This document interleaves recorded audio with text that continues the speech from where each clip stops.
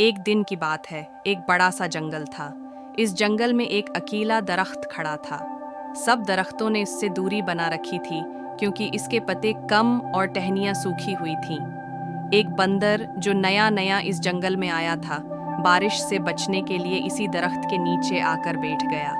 दरख्त ने खुश होकर कहा, बेटा, अगर बारिश ज़्यादा हो जाए तो मेरी जड़ों के पास बैठ जाना, वहाँ तुम होंगे भीगने से बच जाओगे।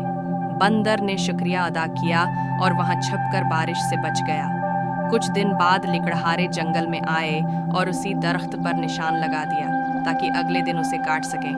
बंदर ने ये देखा और दौड़ा दौड़ा तमाम जानवरों को बताया। हाथी, खरगोश, तोता, हरन सब जमा हो गए। उन्होंने दरख्त के आसपास शोर मचाया और लकड़हारों को भगा दिया। दरख्त ने बंदर से कहा, तुमने मेरे लिए सबको बुलाया। बंदर मुस्कुराया, आपने मुझे पनाह दी थी। दोस्त मुश्किल वक्त में ही काम आते हैं।